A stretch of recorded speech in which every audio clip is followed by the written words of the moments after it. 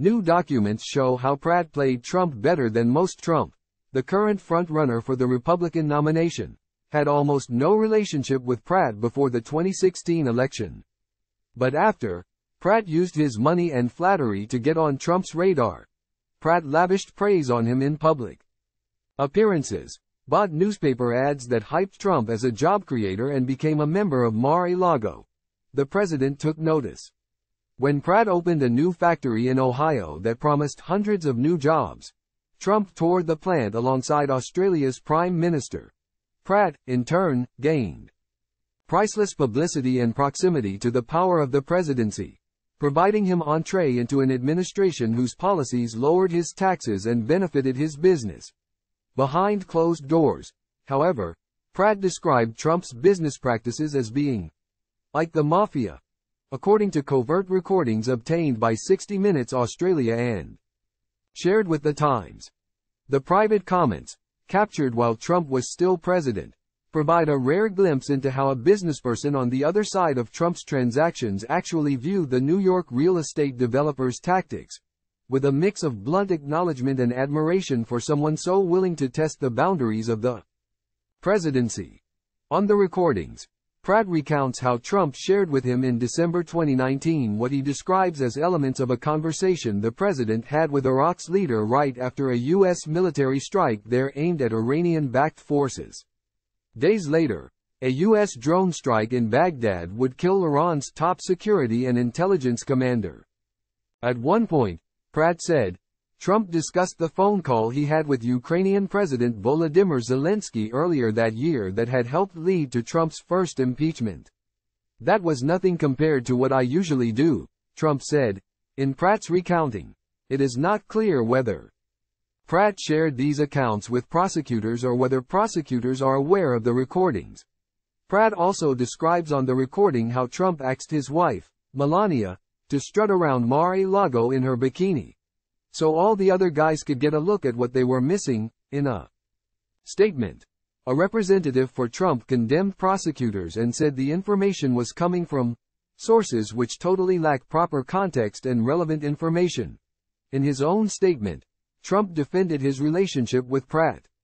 He's a member of the most successful club in the country, Mar-a-Lago, and from a friendly country in Australia, one of our great allies, Trump said. I don't know him well, but he seemed like a nice person. He built a factory in Ohio and created American jobs, which I'm in favor of. Representatives for Pratt did not respond to several requests for comment. Pratt, who had once pledged $1 billion to fight climate change at the Clinton Global Initiative, was a relative latecomer to Trump's corner. It was only after Trump won in 2016 that Pratt raced to embrace him, congratulating the president-elect on Twitter. Pratt's spouse, Claudine Revere, an American whose company ran catering at the Trump-operated skating rink in Central Park, donated $1 million to the Trump inauguration. As a foreign citizen, Pratt could not donate, but he attended the event and soon dropped a reported $200,000 on a Mar-a-Lago membership. At an event in May 2017 attended by Trump, Pratt pledged to invest $2 billion to create manufacturing jobs, mainly in the Midwest. He credited the move to Trump, who called it beautiful. Everything that he does, he is making America greater, Pratt said of Trump on Fox News. By the end of Trump's first year in office, his presidency was bearing fruit for Pratt. The Australian Financial Review estimated that Trump's 2017 corporate tax cut helped increase Pratt's personal wealth by more than $2 billion. At the Mar-a-Lago New Year's Eve party that year, Trump was captured on video fading Pratt, a recording that Pratt then emailed to Trump's Agriculture Secretary, Sonny Perdue. At the time, Pratt and Perdue were also discussing the U.S. food supply, an issue vital to the packaging industry. The seesaw of goodwill continued in the spring of 2018, when Pratt took out a full-page ad in the Wall Street Journal linking Trump to the creation of manufacturing jobs. In an interview with the Australian newspaper, Pratt said he had told Trump that he was building his next big operation in Pennsylvania. which he noted was a big swing state. When the two men crossed paths at a dinner in Mar-a-Lago soon after the ad appeared, Trump remarked, "Anthony, great to see you and thanks for the ad." According to an account in the Australian Financial Review, Trump then announced, "To the dining room, ladies and gentlemen, the great Anthony Pratt." The room erupted in applause. Once Pratt had access to Trump, he only wanted more. Is POTUS going to be at Mar-a-Lago again this season, and if so, do you know when? He wrote to a Mar-a-Lago employee in May 2018. According to records that were turned over to the special counsel's office and reviewed by the Times, Pratt then returned to Mar-a-Lago for New Year's Eve for a second straight year, inviting a number of guests and clients.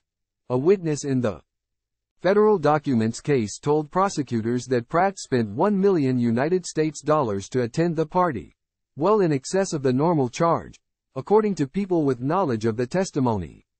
The witness did not have first-hand knowledge of the claim, and it is unclear whether prosecutors ever verified it. Trump's company, the Trump Organization, did not respond to requests for comment.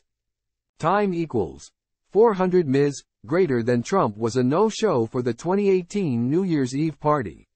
With the government shut down, he remained in Washington. Pratt soon pivoted to the next big holiday. Pratt asked the Mar-a-Lago employee in early 2019, "What are the odds the president will be at Mar-a-Lago for Easter?" Pratt was in luck that time. Later that year, Pratt attended a state dinner at the White House for the Australian Prime Minister. By spring 2020, Pratt set his sights on the possibility of an election night party. Time equals 400 Ms. Greater than months before the election, Pratt contacted the Mar-a-Lago employee to say that the US federal presidential election is on Tuesday, November 3rd, and to ask, will Mar-a-Lago be open the weekend before? He offered to book as many rooms as possible at the club, where he liked to entertain clients. Time equals 400 Ms. Greater than Pratt followed up, asking, "Can you find out if election night will be at Mar-a-Lago? If so, I'll come with guests." Although Pratt's election night hopes ended up being dashed, he often sounds almost giddy in the secretly recorded conversations at his proximity to the leader of the free world and his entourage. He also speaks admiringly about how Trump learned from his mentor, lawyer and fixer Roy Cohn, how to walk up to the line of illegality without crossing it. "He's got incredible balls," Pratt says. Trump says, "Would you go and tell that guy over there to steal for me?" And so he can say, "I never told the guy to steal." And things like that is how Trump gets away with it. Pratt also boasts in these private conversations about his relationship with Rudy Giuliani, now under indictment in Georgia on charges of conspiring with Trump and others to subvert the 2020 election results. Pratt claims on one recording that he paid Giuliani about $1 million to come to his birthday party as a celebrity guest. The pandemic prevented Giuliani from attending, but Pratt says on the recording that, "Now he rings me once a week.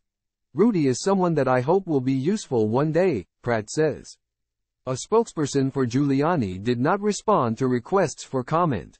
In a draft version of a speech that Pratt gave to a Jewish group in the Northern Hemisphere autumn of 2019, he bluntly planned to reveal becoming a member of Mar-a-Lago to get a seat at the table where the president relaxes socially and mingles with his guests. The draft speech, provided to the Times by 60 Minutes Australia, tracks closely with the remarks delivered by Pratt but contains several crossed-out lines that describe a transactional relationship with Trump. It is not clear whether Pratt himself wrote the speech or whether he crossed out the lines. Membership at Mar-a-Lago, a crossed-out line of the draft, states, definitely turned out to be a strategic investment, and a very good investment. Another crossed-out line, President Trump is a very reciprocal man. On one of the recordings, Pratt recounts a drive in Trump's presidential motorcade in December 2019, when the president regaled him and Republican South Carolina Senator Lindsey Graham about the airstrike he had ordered in Iraq a short time before. He also says Trump told him about a private phone call he had with the Iraqi leader. He said, "I just bombed Iraq today and the president of Iraq called me up and said, "You just leveled my city," Pratt recalls on the audio recording. And he said, "I said to him, okay, what are you going to do about it?" In an interview, Graham said he had no recollection of the conversation. And it is unclear whether the conversation with an Iraqi leader, as described by Trump in Pratt's account, actually happened. Time equals 400 ms. Greater than 3 months after Trump left the presidency, Pratt joined Trump in his office at Mar-a-Lago for a chat, during which the Australian businessperson suggested that Australia should purchase submarines from the United States. That prompted Trump to lean in, as if aware he was sharing a confidence, in Pratt's account to investigators. According to Pratt, Trump described the number of nuclear warheads that U.S. submarines typically travel with, and their stealthy proximity to Russian waters.